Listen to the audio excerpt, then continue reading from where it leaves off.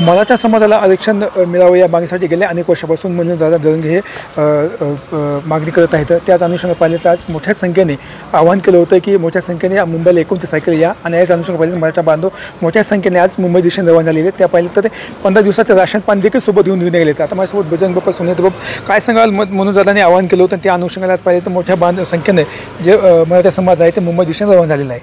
आज संघर्ष योद्धा आदरणीय मनोजदादा जरंगे पाटील यांनी आवाहन करून 29 तारखेला आझाद मैदानावर उपोषणाला बसवायची त्यांनी घोषणा केलेली. त्या अनुषंगानं 27 तारखेला सकाळी 10 वाजता निघायचं त्यांचं ठरलेलं. तर ते मला वाटतं आता ते निघायच्या तयारीत असतील सर्वजण. त्याच्यामध्ये बरेच जण सहभागी पण झालेले आहेत. प्रत्येक ग्रामीण भागातून खेड्यातून वाड्यातून लोक जात आहेत. म्हणजे बीड जिल्हा तर आहेच पण बरेच संबंध मराठवाड्यातून महाराष्ट्रातून लोक तिकडे जात आहेत. आता याच्यामध्ये काही सर्व गोष्टी लोकांची जी इच्छा आहे की आमच्या आरक्षणाचा जो मुद्दा आहे तो निकाली लागला पाहिजे. बऱ्याच दिवसापासून मागणी आहे आणि आरक्षण ओबीसीमधून मिळालं पाहिजे ही त्यांची प्रमुख मागणी आहे. त्याच्यासाठी सरकार काय गांभीर्यानं बघते. परत पुन्हा काय झाले तर आजची कालची डेव्हलपमेंट मला सांगता नाही येणार. कमी बघितले नाही की न्यूजला वगैरे पण हे थोडं बाहेर असल्यामुळं. पण काय आता आज काय चाललं ही सर्व माहिती घेऊन आणखी मी परत आपल्याशी सांगेल. पण आज एवढंच सांगेल की सर्वजण लोक अगदी आनंदानं जात आहेत आणि सर्वांना एक वाटते की आम्ही आता आरक्षण घेऊनच येऊ. सध्याची परिस्थिती पाहिली तर मुंबईच्या हायकोर्टाने काल निकाल दिला आहे किंवा की जरंगे पाटलाला आझाद मैदानावर उपोषण करता येणार नाही आहे. सध्याची परिस्थिती पाहिली हो, मी ती न्यूज रात्री पाहिली. पण त्याच्यानंतर पुढं काय डेव्हलपमेंट झाली माहीत नाही. कारण ते काहीतरी मनोजदादा जरंगे पाटलांची पण बाईट बघितली की ते म्हणले आमचे पण काही लोक आहेत जी की म्हणजे वकील लोक की जे जाऊन कोर्टापुढे मांडतील आणि आम्हाला परवानगी 100% मिळेल. म्हणजे आज तर त्यांनी आझाद मैदानावर 29 तारखेची घोषणा आहे. म्हणजे आज 27 तारीख आहे. त्याच्यामुळे 29 तारखेपर्यंत आणखी काय कोर्टाची डेव्हलपमेंट होती किंवा काय शासन इंटरिम करते माहीत नाही. त्या सर्व गोष्टीचा म्हणजे पूर्ण हे केलं पाहिजे की वाट पाहिली पाहिजे की काय होणार आहे आणि की त्याच्यानंतर आपण बोललं पाहिजे. काही झालं तरी आम्ही मुंबईला जाणारच असा एक पवित्र मनोजदादा पाटलांनी घेतलेला आहे. नाही, आता तो त्यांचा वैयक्तिक निर्णय आहे ना. त्याच्यावर मी काय बोलावं भाष्य करावं असं नाही आहे. पण त्यांनी एकही सांगितलं की कोर्टाचा आम्ही आदर करतो. माननीय जी कोर्टाने आम्हाला निर्देश दिले त्याचा आम्ही पाळूही आणि त्या कोर्टा आमच्या बाजूने निकाल देईल अशी आम्हाला अपेक्षा आहे. माझा 29 तारखेपर्यंत काय होईल माहिती सांगता 3-4 दिवस आहे. अजितदादा पवार यांचे जे कार्यकर्ते आहेत जे आपले संदेश क्षीरसागर यांनी जे आपल्या योगेश क्षीरसागर त्यांनी विधानसभेच्या वेळी एक वक्तव्य केलं की मनोजदादा पाटील चालणार नाही आहे. पण आता त्यांनी एक आशिक बांधवली की चलो मुंबई असं म्हणजे समुद्राशी समुद्र मिळणे जा रहा आहे आणि चलो मुंबईला असे की बॅनर त्यांनी लावलेलं आहे. कसं पाहता त्याच्याकडे?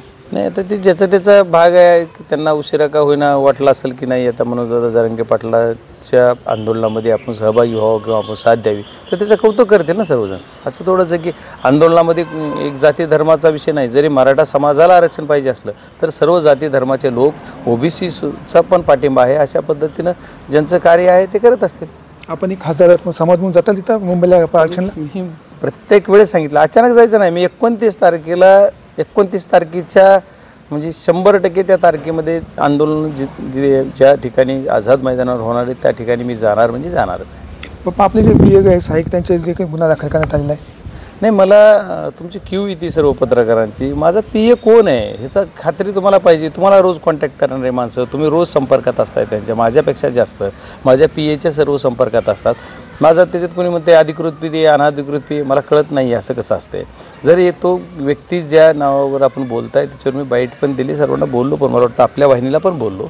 तर याच्यामध्ये की तो जो व्यक्ती ज्यांच्यावर गुन्हा झाला आहे त्यांचं काहीतरी 6ला ओळख झाली 13ला याच्याकडून पैसे घेतले आणि 25ला गुन्हा होते. 25पासून 1 तर 6ला ओळख झाली. मग 5-7 वर्ष तुम्ही मैत्री केली मस्त मौज मजा केली. पुन्हा त्याच्यानंतर काहीतरी तुम्ही 13ला तुम्ही त्यांना पैसे दिले. ते पैसे अकाउंटवर काहीतरी 1.5 लाख दिलेत असं त्यांचं म्हणणं आहे आणि फसवणूक झाली 13 लाखाची असं मी ते FIR जो बघितला. तर मग 13पासून इसवी सन 13पासून 25पर्यंत का केला नाही हा एक मुद्दा आहे. ठीक आहे, केला असेल त्यांच्यावर जर अन्याय झाला असेल तर लोकप्रतिनिधी म्हणून माझं काम आहे त्यांच्यासोबत राहणे. मी 100% त्यांच्यासोबत राहील. पण सर्व माध्यमाला मला विनंती करायची की माझा PA असं का लावताय तुम्ही? काय कारण आहे की जर तो व्यक्ती जे आहे तो व्यक्ती आहे जिल्हा परिषदेचा एक कर्मचारी आहे. जिल्हा परिषदेचा कर्मचारी 16मध्ये 17मध्ये ज्यावेळेस त्यांचे पैसे घेतलेत त्यावेळेस तो तत्कालीन कुणाचा OSD होता, कुणाचा PA होता, कुणाबरोबर काम करीत होता. 97ला तो एका जिल्हा परिषदेच्या उपाध्यक्षाचा PA झाला तेव्हा माझी त्याची ओळख झाली. 97 2000ला कुणाचा PA होता. त्याच्यानंतर आता 16मध्ये कुणाचा OSD होता, त्याच्यानंतर 17पर्यंत कुणाकडे काम करीत होते, ह्याच्या सर्वांची तपासणी कारण त्यांचे PA बघा, त्यांचे फोटो बघा. कोणतरी माझा एक फोटो व्हायरल करते, आम्ही फोटोला कोण नाही म्हणतो, पण 1000 फोटो आहेत. म्हणजे स्विमिंगमध्ये उड्या मारताना, म्हणजे काय काय हेलिकॉप्टरमध्ये बसताना, हे सगळे फोटो व्हायरल झाल्यावर पुन्हा कसं वाटतं.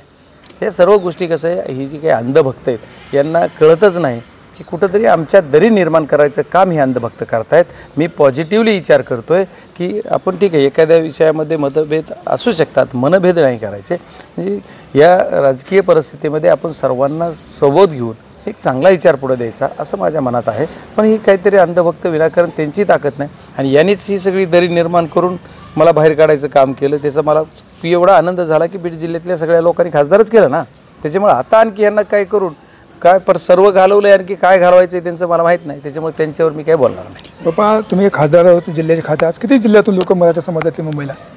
नाही, आता याचा आकडा मी काय अनालिसिस केलं नाही, पण मला वाटतं की प्रचंड लोक जातील असा एक अंदाज आहे. आता त्याचा आकडा मी काय कुठं अनालिसिस केलं नाही किंवा बघितलं नाही, त्याच्यामुळे तसा आकडा प्रत्येक गावातून लोक निघाले. नाही, जवळपास 15 दिवसात राशन सुद्धा घेतलं. तुम्ही मला जे सांगताय ना, माझ्यापेक्षा तुम्हाला जास्त माहिती आहे. तुम्ही ग्राउंडवर प्रत्येकाच्या आज पूर्ण मीडिया म्हणून तुम्ही रस्त्यावर आहात.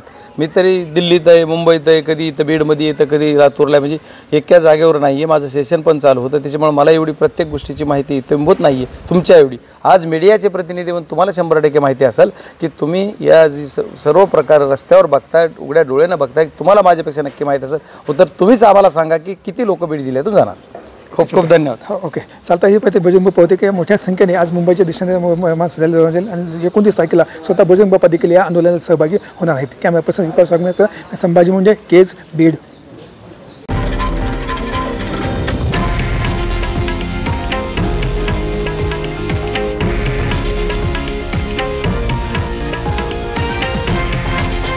हे आहे देशातील नंबर 1 न्यूज नेटवर्क आणि आपण पाहत आहात TV9 मराठी, एकमेव.